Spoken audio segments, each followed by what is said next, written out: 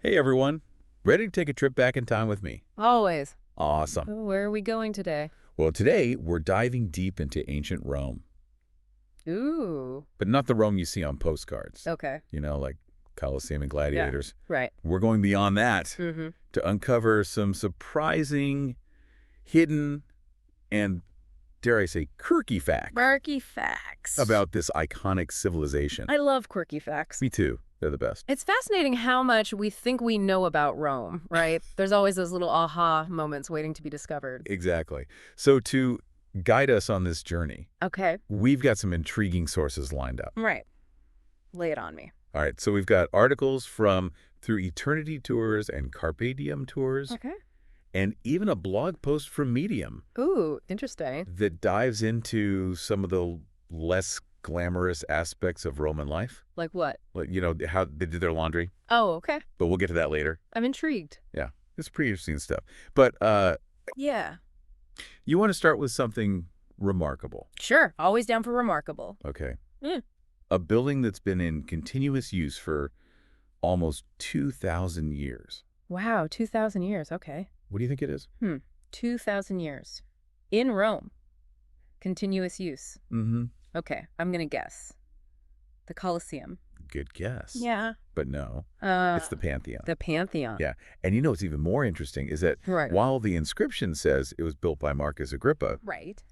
it was actually Emperor Hadrian who rebuilt it Oh, wow. in 126 AD. Okay. So the Pantheon we see today Yeah. has been standing Why? since then. That is incredible. It's kind of mind-boggling to think Yeah. that people have been walking through those doors Mm-hmm. for centuries. For centuries. What do you think makes the Pantheon so enduring? I think it's probably a combination of things. Like what?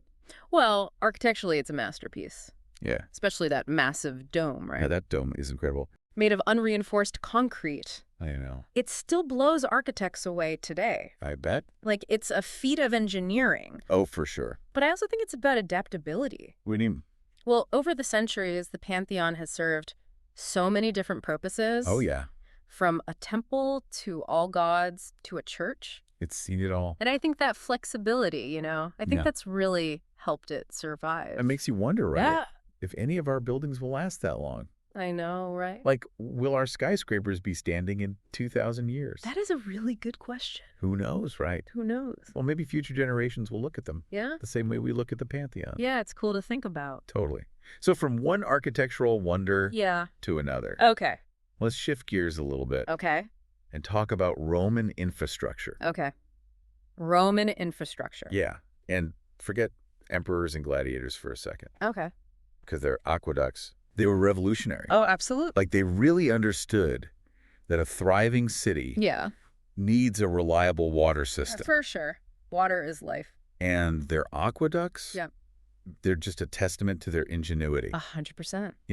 Through Eternity Tours, recommends visiting the Parco degli Aquedotti Okay, yeah. to see these ancient marvels up close. That's a cool spot. It is a cool spot. Like, can you imagine Right. walking among the ruins of the Aqua Claudia, Yeah. built in 38 AD?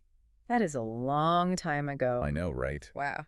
So can you tell us a little bit more Sure. about the engineering behind these aqueducts? Like, how did they actually work? So basically, they used a combination of gravity Okay.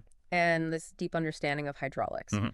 So they would carefully survey the land, right, Yeah. to figure out, like, the perfect slope. Okay. So the water could flow from the source, Mhm. which sometimes, was miles away. Really? Miles? Miles. Wow. All the way into the city. And they even, built tunnels and bridges Oh, wow. to get around obstacles in the terrain. They were that dedicated Oh, yeah. to getting water to the city. 100%. They were serious about their water. So it wasn't just like digging a long channel, Oh, right? no. Like, it required a lot of Yeah. planning Yeah, and expertise. definitely. To make sure the water flowed properly. Wow.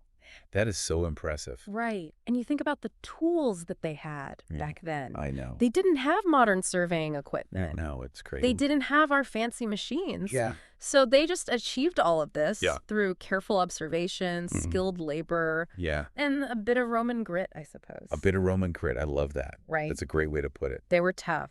Makes you appreciate, how much effort went into something we just take for granted. Oh, totally. Just turning on the tap and having clean water come out. It's a luxury, for sure. It really is. Yeah.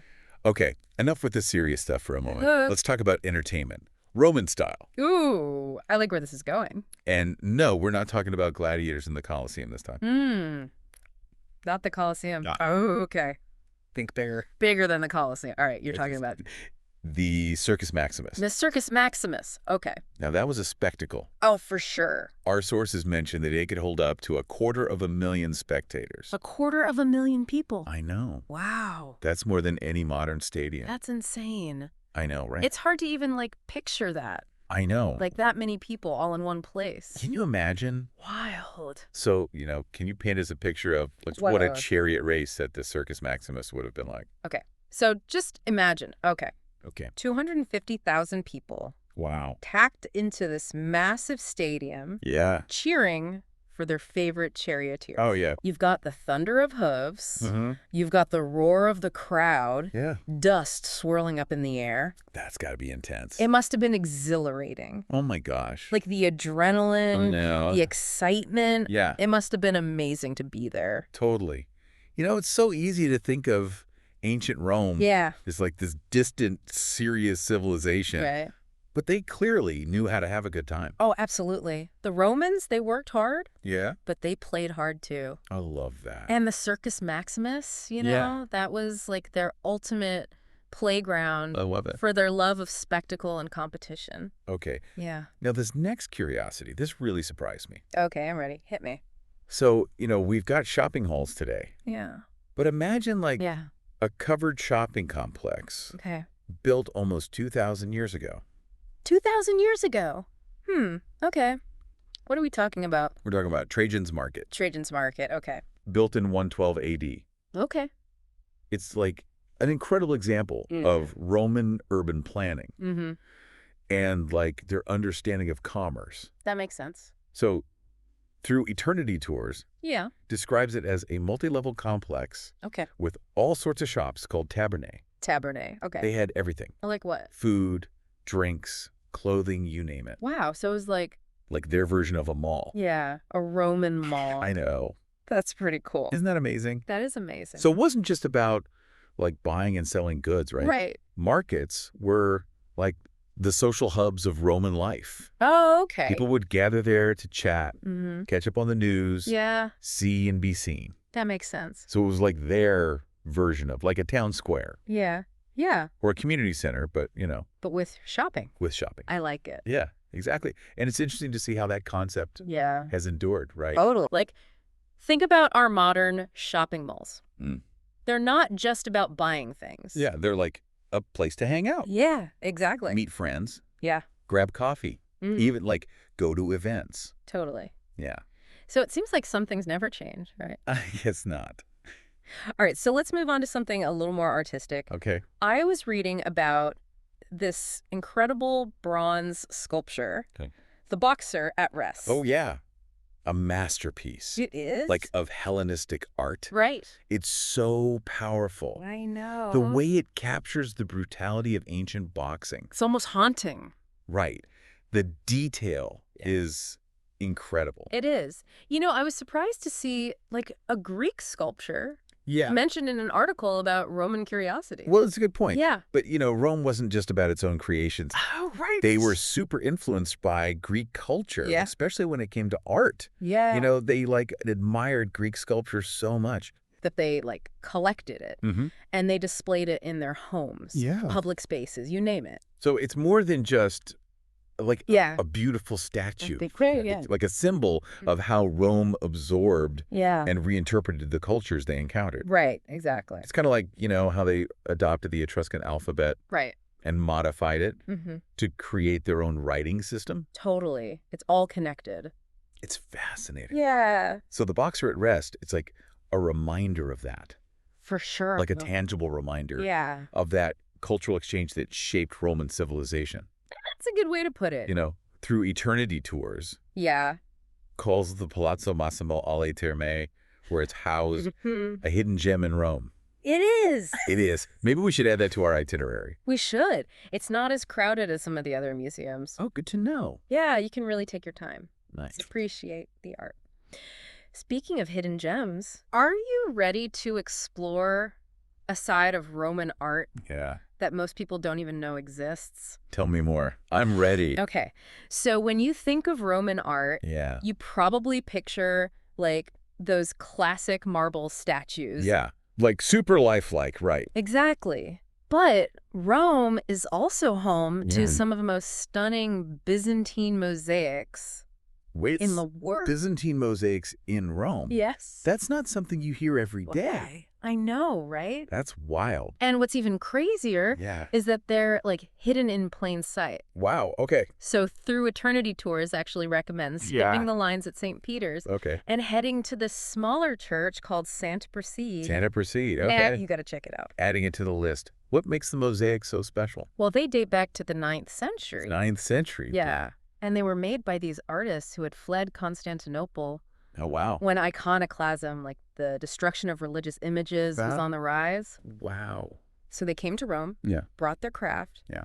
and their work is just breathtaking. Wow. So these mosaics, they're not just beautiful art. Right. They're like a testament Yeah. to like the resilience of faith and artistry during this like super tumultuous period of history. Absolutely. They give us a glimpse into a different chapter of Roman history Right. that's often overlooked. Totally. Speaking of different perspectives, Yeah. I heard about a secret view in Rome Ooh, a secret view. that gives you a unique way to see St. Peter's Basilica. Okay, I think I know what you're talking about. You do. Are you talking about the keyhole view? The keyhole view. Yeah, from Aventine Hill. Is that what it's called? Yeah. Yeah. That's like one of those hidden treasures I know. that makes exploring Rome so delightful. I love stuff like that. Me too. So, Through Eternity Tours Yeah. mentions heading to the Priory of the Knights of Malta Okay, yeah. on Aventine Hill. Mm-hmm. And apparently, Yep. if you peek through the keyhole Uh-huh. of the Priory door, Yeah. you get this perfectly framed view Yes. of St. Peter's Dome. It's crazy. I know. It's so cool. Yeah. It's like a clever design by this 18th century architect, Yeah. Giovanni Battista Piranesi. Yeah. He knew what he was I doing. think he intentionally did. aligned the keyhole with St. Peter's Dome. Yeah, to create this unexpected visual experience. So cool. Isn't It it? sounds like something out of like a treasure hunt. It is. A little Roman treasure hunt. Like, can you imagine Yeah. stumbling upon that view Yeah. without knowing it was there? It would be amazing. Right. A total surprise. That's so cool. You know, it's just a reminder, right? Of what? That even in a city as well trodden as Rome, Yeah. there are still secrets waiting to be discovered. I love that. I Yeah. love discovering little secrets. Me too. And sometimes, like, the most rewarding experiences are the ones that take us off the beaten path, you know? 100%. Speaking of unexpected discoveries, Yeah. let's talk about a little slice of England Okay. in the heart of Rome. A little slice of England. Yeah. All right, what are we talking about? Picklelandra or Little London. Piccololanda. Yeah. Okay. Isn't that amazing? That's so cool. A little bit of England and I know, right? I love it. It's like this is a charming example of how like yeah. diverse and layered Mm-hmm. a city like Rome can be. Oh, totally. You know, you have ancient ruins, Yep. Renaissance masterpieces, Yeah. and then tucked away in this little corner Yeah. is a street that feels like it belongs in another country. That's so cool. Right. What's it like? So, Through Eternity Tours describes it as Yeah. like a pedestrianized street Okay. with like houses and gardens that just look distinctly English. So interesting. It's like a little portal I know, right? to another place. It seems so out of place. I bet. How did it get there? It was the brainchild Of. of Ernesto Nathan. Okay. He was the mayor of Rome at one point, Oh, interesting. and he was London born. Okay. So he wanted to like introduce A little bit of home a little bit of home to Rome. to Rome, exactly. That's A awesome. little bit of English style urban design. It's fascinating, right? Yeah. Like how someone's personal background can shape a whole city. I know, right? That's so cool. It makes you wonder what other hidden pockets of like Oh, yeah. cultural influence are just tucked away. Right. In Rome. In Rome. Or, any city for that matter. Exactly. Yeah. And it's just a reminder that Rome, Yeah. like any great city, Yeah. is this like tapestry woven from threads I like that. of like different cultures and historical periods. That's beautiful. I know, right? I love that imagery. All right. Okay, so get ready for this. Okay. Truly quirky Roman tradition. Hit me with it. Okay, every day at noon, Mm-hmm. a cannon is fired from the Janiculum Hill. A cannon? Yes. What? Every day at noon? Every day at noon. Why? So this tradition Yeah. dates back to the time of Pope Pius IX, Okay. who was, shall we say, What? a stickler for punctuality. Okay, yeah. Apparently, he was frustrated with the city's church bells, Okay. which were constantly ringing out of sync. So they weren't on the same time. Exactly. Okay. Through Eternity Tours, Mm-hmm. mentions Yeah. that he implemented the cannon fire Okay, yeah. to synchronize the bells. So everyone was on the same page, Exactly. time-wise. Time-wise. I love it. It's such a like funny little anecdote, Yeah. but it reveals a lot about like Well, the yeah. challenges of timekeeping in the past. Yeah. You know, Yeah, totally. like before standardized time zones, Mm-hmm. the concept of noon could vary, Oh, yeah. like from town to town, Oh. even within the same city. Yeah, that makes sense.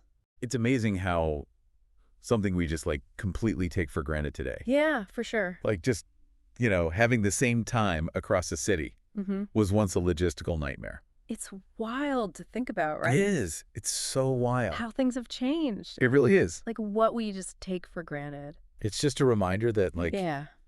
even the simplest things have a history, Yeah, you know, totally. and that what seems obvious to us today Yeah. was once like Yeah. this groundbreaking innovation. I love that. I know. It's so cool. It really puts things in perspective. Totally. Speaking of history coming to life in like Yeah. unexpected ways, Mm-hmm. I heard about this cannonball in Rome A cannonball. that's become a really unique historical artifact. Okay. You familiar with this? A cannonball in Rome. Is Yeah. this the one embedded in the Palazzo Colonna? Yes. You know it. Okay, I've heard of this. Yeah, it's like a tangible reminder of a really turbulent time in Roman history. Okay, so Through Eternity Tours tells the story Okay, yeah. of this cannonball Mm-hmm. that was fired during this 1849 uprising Right. when the French army shelled Rome. Wow. And it landed in the Palazzo Colonna, Yeah. which is this like magnificent Baroque palace. It's beautiful. It is. And instead of removing it, Yeah. they just left it, They left it. embedded in the marble steps. Wow. Isn't that wild? That's amazing. It's like this powerful juxtaposition, right? Oh, totally. Like this symbol of destruction Yeah.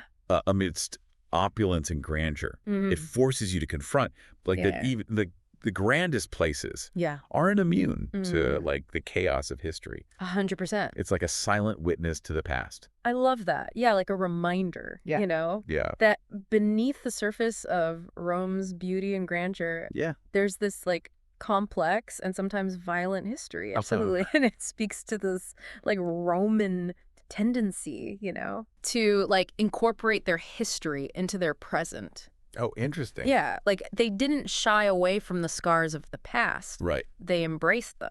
Yeah. Often, quite literally. I love that. Right. That's awesome. It's cool. So, you know, we've been talking about all this impressive stuff, right? Yeah. Like, you know, their engineering, their art, Yeah. their love of spectacle. It's pretty impressive. It is impressive. But our medium source, Right. it dives into a side of Roman life Yeah. that's a little less glamorous, I guess you could say. Okay, like what? All right, you ready for this? Yeah, hit me. So I was writing about Mm-hmm. some of the dishes they served at banquets. Oh, okay. And one that really caught my eye What is it? was this dish made from a spade sow's womb.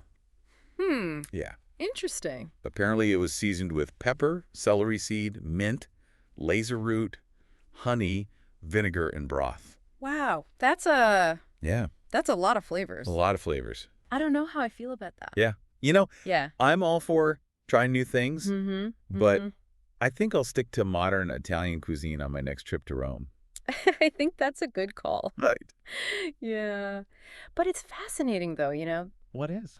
to consider how like Roman tastes differed from ours. Oh, wait. Like their access to ingredients was so limited, right? Right. And their culinary traditions were shaped by like totally different influences than what we have today. I know. Speaking of practices that might seem strange to us today, Okay, yeah. let's talk about Roman bathing. Roman bathing. So we all know they were famous for their public baths, Yeah. but I was reading about like some of their hygiene habits, Okay. and let's just say Mm? they weren't exactly squeaky clean. Okay, that's interesting. Right. So, like, what did they do? So the Romans, Yeah. they viewed bathing Yeah. as like a social activity, Oh, wait. as much like a hygiene routine. Right. Yeah, that makes sense. So they would gather at the baths to chat, exercise, and relax. Great. But their methods for getting clean Yeah. might seem a bit unusual to us. Okay, so, like, what did they do? For instance, Yeah. before entering like the heated rooms, Okay.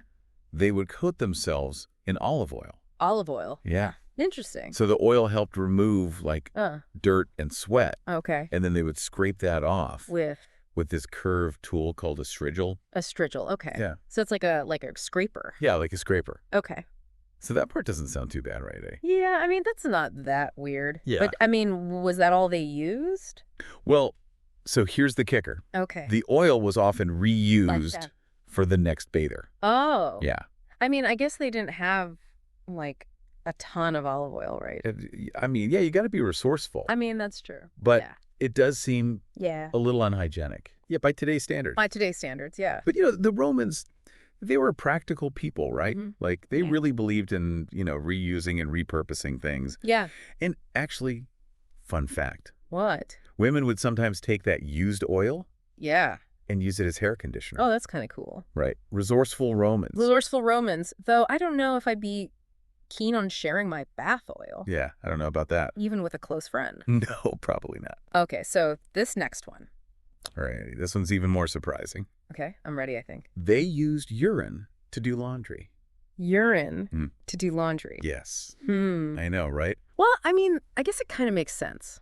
What do you mean? Well, urine contains ammonia, right? Yeah, And that acts as a natural bleaching agent. that's what they thought. So it's like their version of bleach. Yeah, so instead of like Mhm. Tide Pods, Yeah. the Romans had urine pods. I mean, not exactly pods, right? Okay. But so the fullers, which is basically like the Roman version of launderers, Yeah. they would collect urine from public bins. Oh my God. And sometimes they would even ask, like, passersby for contributions. Can you imagine I mean, walking down the street yeah, and someone's like, "Hey, can I have your pee?" it's a little strange, yeah. Oh my gosh. I guess, when you gotta get your togas clean, you gotta get your togas clean. Right. So even Emperor Vespasian Oh, yes. saw an opportunity for profit in this practice. What did he do? He instituted a urine tax, A urine tax. which generated substantial revenue for the empire. Wow. So pee was profitable. Pee was profitable. Well, what did people think about that? So his son Yeah. complained about the tax, Mm-hmm. and Vespasian famously said, What'd he say?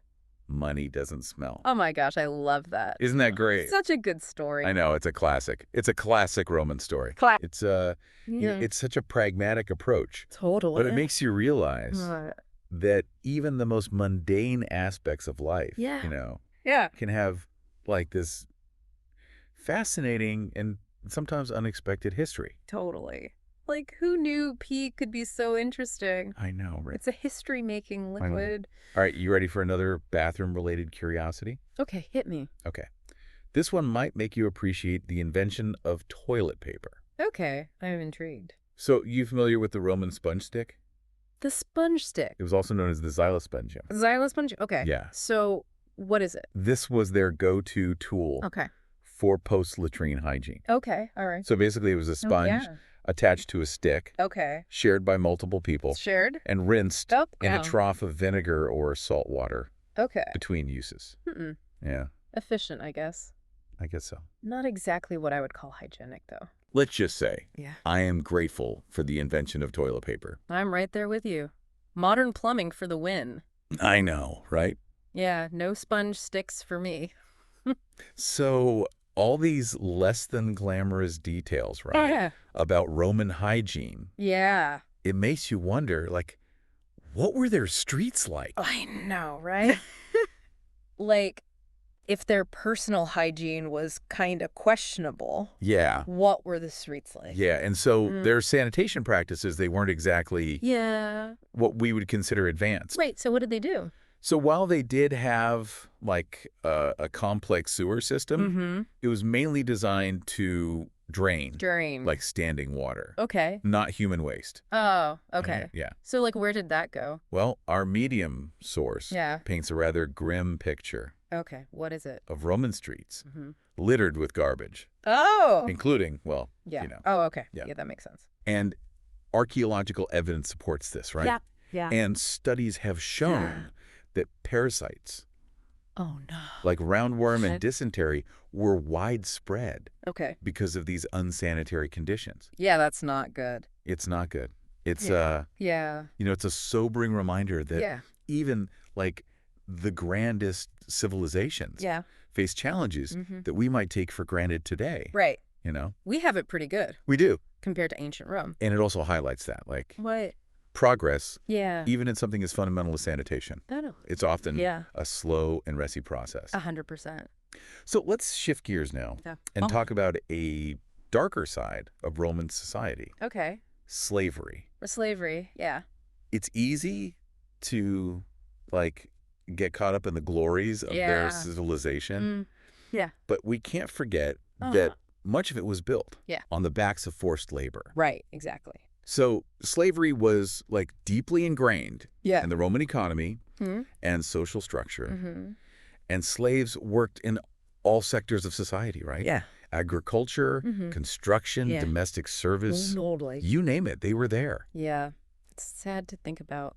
So Carpe Diem Tours Yeah. estimates that slaves made up Yeah. a significant portion of the Roman population. Right.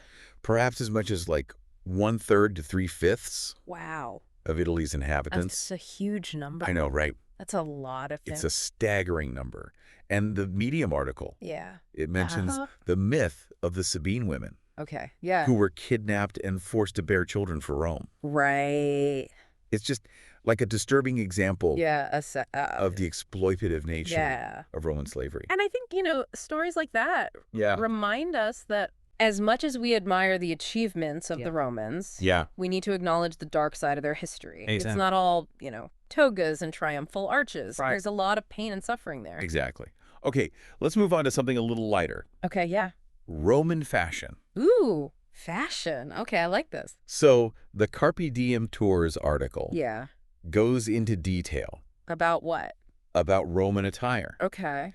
particularly the toga. The toga. Okay, yeah. So I always thought, like, Yeah. the toga was just this, like, simple piece of cloth. Yeah, you just wrap it around yourself. But it turns out Yeah. it was this powerful symbol of Roman citizenship. Oh, okay. I didn't know that. Yeah, so, like, native-born Romans, Yeah. they wore the toga Mm-hmm. as, like, a mark of their status. So, like, if you were a Roman citizen, you wore the toga. Exactly. Yeah.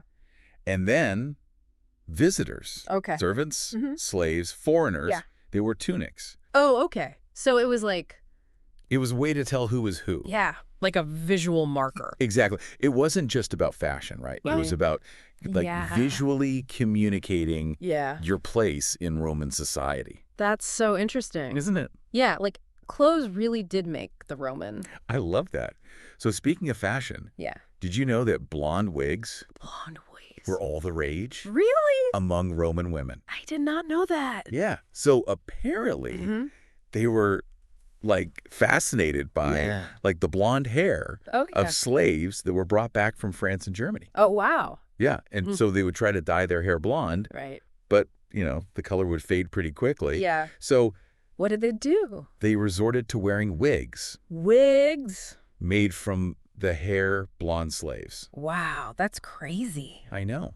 Like, imagine that. Right. So it's amazing how Yeah. trends and beauty standards just change Totally. over time, Yeah. But it's also a reminder that, like, the desire to, like, alter our appearance to fit in or stand out, it's nothing new. That's very true. We've been doing it for centuries. Yeah. The Romans were, like, trendsetters. Trendsetting Romans. Okay, so this next Roman deity might surprise you. Okay, lay it on me. I love Roman mythology. Okay, you familiar with the god of the toilet? The god of the toilet? Yes. There's a god for the toilet? There's a god for everything in Roman mythology. Okay, what's his name? His name was Crepitus. Crepitus. And he was invoked for, like, relief from, like, flatulence, constipation, other, like, digestive issues. Oh my gosh. So, like, if you had tummy troubles, you prayed to the god of the toilet. Exactly. That's amazing. I know, right? They really did have a god for everything. For everything. That's incredible. And it kind of speaks to, like, you know, their belief that even, like, the most mundane, like, bodily functions, right, were connected to the spiritual realm. Oh, that's an interesting perspective. It is. Okay, so we've talked about, like, the less glamorous aspects of, like, Roman hygiene. Yeah. But our medium source, it really dives into the nitty-gritty details. Okay. It describes streets littered with garbage. And, well, let's just say human waste wasn't always disposed of properly. Oh. Yeah. So not so glamorous after all. Not so glamorous. And, you know, archaeological evidence has revealed, like, the presence of parasites in Roman latrines. Yeah. Which suggests that their sanitation systems weren't, like, as effective as they could have been. Right. So not the cleanest of places. It's a reminder that, like, even the most advanced civilizations can have their flaws, right? Right, for sure. And that progress isn't always linear. I like that. It's a good reminder. And sometimes it's like the less glamorous details that give us the most insightful glimpse into the past, right? Totally. It's the little things sometimes. Exactly. Speaking of insights, let's move on to the Roman army. The Roman army. This force that just dominated Europe for centuries. 100%. So what made them so successful? Well, the Times Travel article Yeah. attributes their like invincibility to their rigorous training regime. Oh, okay. So you ready for this? Well, lay it on me. They would march 18 miles. Wow. 18 miles in 5 hours, carrying 20 pounds of armor. Oh, wow. And a 45-pound backpack. Oh, my gosh. Yeah. That's intense. That was a typical day's work for a Roman soldier. Seriously. Yeah. Yeah. They were tough. It's no wonder they were considered, like, the most formidable fighting force in history. I bet. Like, the discipline.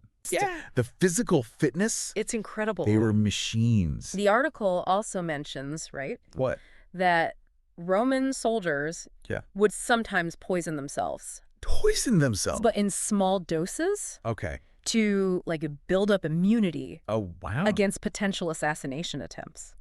That's crazy. Right? But I guess it makes sense. Like, they were always in danger. Yeah, exactly. So it's like, it highlights, like, that constant threat of danger they face. 100%. Yeah. Like, especially those in power. Yeah. It was a dangerous time. It also kind of shows, like, their resourcefulness. Totally. And, like, willingness to push their limits. They were hardcore. Hardcore Romans. Right. Okay, so from the army to infrastructure, let's talk about one of the most iconic symbols of, like, Roman engineering. Okay, yeah. The aqueduct. The aqueduct. So we touched on it earlier. But let's delve a little deeper. I'm ready. All right, so the aqueducts. Yeah. Truly marvels of ancient engineering, right? Absolutely. So they brought fresh water into the city from miles away. I know. Using, like... Gravity. Yeah. And this sophisticated understanding of hydraulics. They were masters of it. So Carpe Diem Tours describes the first Roman aqueduct, the Aqua Appia, as, like, this major turning point in urban infrastructure. That makes sense. So it was constructed in 312 BC. Okay. And it brought water into the city through this network of underground pipes. Wow. I know. Underground pipes. Think about that. Yeah. A network of underground pipes over 2,000 years ago. That is insane. I know, right? That's wild. So, like, it revolutionized Roman life. Of course. And aqueducts weren't just, like, practical, right? Right. They were also symbols of Roman power and ingenuity. 100%. Yeah, like, look what we can do. Exactly. Look what we can do. We're Rome. We're Rome. It's amazing how they were able to create Yeah. Such complex systems, right? I know. With the technology they had. Yeah, the stuff they build. It's incredible. And, what? Their legacy lives on today. In what way? Well, both, literally. Oh, okay. Like some aqueducts are still in use. Really? Yeah. That's amazing. And also figuratively, Yeah. They inspire modern engineers. Totally. They set the standard. They did. So from water systems to numbering systems. Okay. Let's talk about another Roman innovation. Okay, lay it on me. That we still use today. What is it? Roman numerals. Roman numerals. Yeah. I never really thought of them as like a major innovation. Right. Yeah. But Carpe Diem Tours points out. What? That they were widely used. Yeah. Throughout Europe. Until the Middle Ages. Wow. Okay. Yeah. That's a long time. It is a long time. And, they're still used today. Yeah, that's true. Like on clock faces, book chapters. Yeah. Even Super Bowl numbering. Oh, yeah. Super Bowl 50s, Super Bowl L. Their influence. Yeah. It's surprisingly pervasive. I love that. It really is. So it's like a testament to like the enduring power of Roman ideas. Absolutely. Yeah. Like their ideas still have power today. Exactly. That's crazy. Okay, so here's something. Yeah. I bet most people don't know this. Okay, what is it? Gladiatorial combat. Yeah. It wasn't actually the most popular form of entertainment. Oh, really? In ancient Rome. Huh. I thought everyone loved gladiators. I know, right? So what was more popular? So while gladiator contests were certainly popular, chariot racing. Oh, chariot racing. Held in the Circus Maximus, right? Yeah. That was a real crowd pleaser. That makes sense. It was huge. It was huge. Like 250,000 people. Right. So Carpe Diem Tours suggests that number, right, represented like a quarter of the population of Rome at the time. Wow. So like a quarter of the entire city was at the Circus Maximus. Would be at these races. Wow. Can you imagine? That's wild. So just imagine the energy and the excitement of a 250,000 people gathered for a chariot race. Oh my gosh. The roar of the crowd. Yeah. Thundering hooves. The dust. The thrill of victory. That must have been incredible. Like the adrenaline. It's like our modern obsession with like sports and entertainment, right? Totally. It has its roots. Yeah. In these ancient traditions. That's so cool. Right. Yeah. We're not so different from the Romans. We're not so different at all. We love a good spectacle. Exactly. Okay. Speaking of traditions, let's talk about a Roman practice that might seem a bit unusual today. Okay. The grain dole. The grain dole. Okay. Yeah. Familiar with this? Refresh my memory. What is that? So it was like this system of free grain distribution to Roman citizens. All right. So, we've talked about gladiators and those crazy chariot races. Yeah, those were intense. But there's actually another form of Roman entertainment. Oh, there's more. Oh, yeah. So much more. Okay, what is it? That might seem kind of surprising to modern audiences. What is it? Wild animal hunts. Wild animal hunts in Rome? Yeah. Wow. Okay, so like what kind of animals are we talking about here? So these were called venationos. Venationos. Yeah, and they were held in public spaces like the Forum and the Circus Maximus. Oh, wow. And they featured all sorts of exotic animals. Like what? Like lions, tigers, and even elephants. Elephants. Wow. It's hard to imagine an elephant just strolling through ancient Rome. All right. That's wild. Our Carpe Diem Tours source actually mentions that the first elephant was displayed in Pompey's theater in 56 BC. Wow. Yeah. So they were bringing in elephants all the way back then. Yeah, they were fascinated by exotic creatures. I bet. I mean, who wouldn't be? Right. Like, it makes you wonder how they even managed to transport these animals from, like, these far-flung corners of the empire. Right. Like, how did they even do that? It must have been a logistical feat. For sure. Like, boats, caravans, who knows? Exactly. It's mind-boggling. But, these hunts weren't just about showcasing these exotic animals. What else were they for?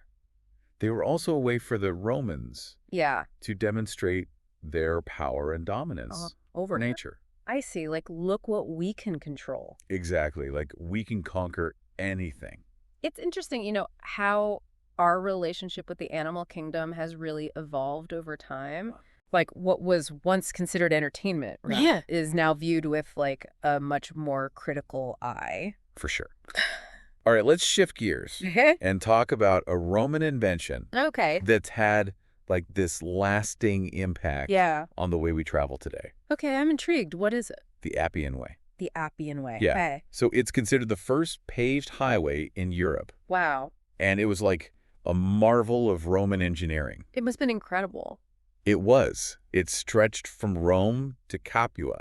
Okay. And eventually it extended all the way to the southern tip of Italy. Wow. Yeah. And Carpe Diem Tours explains that it was designed to move troops and goods quickly and efficiently throughout the empire. Makes sense. Got to keep things moving. Exactly.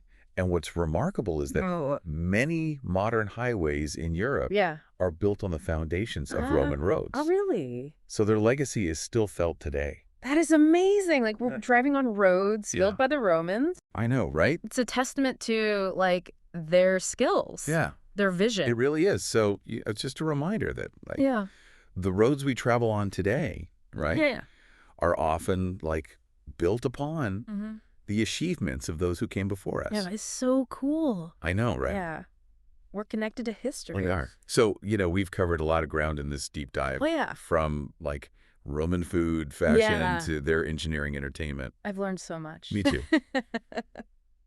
So I want to circle back to the toga for a moment. The toga. Okay, yeah. I just find it, like, fascinating. What? That a simple piece of clothing could hold so much significance. Totally. It's more than just fabric. It really is. And, the toga was so much more than just clothing, right? Right. In Roman society. Totally. It was like a status symbol. It was like different styles and colors, they indicated what? Like your rank and your position. That's so interesting. It is. I remember reading in Carpe Diem Tours that like senior officials, they wore togas with a purple stripe. Oh, fancy. Right. And like the width of the stripe. Yeah. It like denoted their importance. So the wider the stripe, the more important you were. Exactly. Like a Roman power suit. Yes. And only the emperor. Only the emperor. Was allowed to wear a full purple toga. Wow. Right. So it's like a symbol of his supreme authority. So purple was the color of power. It was. It's amazing how clothing can be used to communicate like power and status. Totally. Like we still do that today. I know, right? Yeah, like designer labels, military uniforms, it's all about status. Exactly. It's fascinating. It is. Okay, are you ready? Yeah.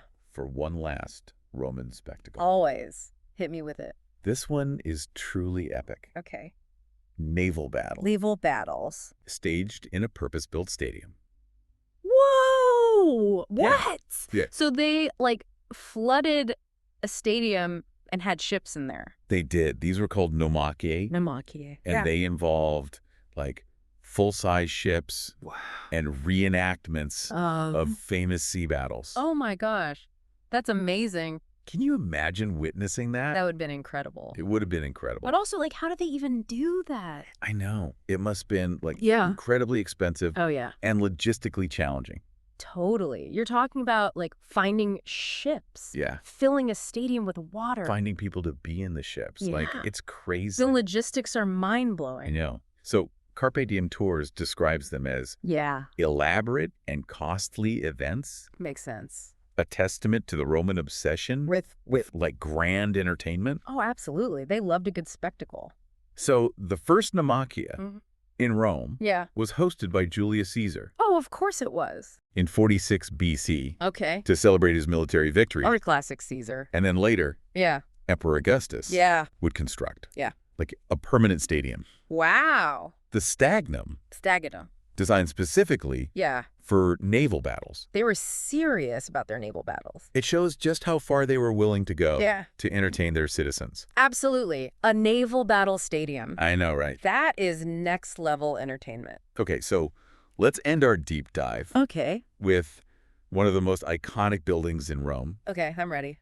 The Pantheon. The Pantheon. You know, the Pantheon is truly a unique building. A unique building. Carpe Diem Tours describes it as the most unique Roman building that survives. I can see why they would say that. So it's renowned for its massive, unsupported concrete dome. I know, that dome is incredible. With a central opening. What's it called? Called the Oculus. The Oculus. Like the Pantheon's dome. Yeah.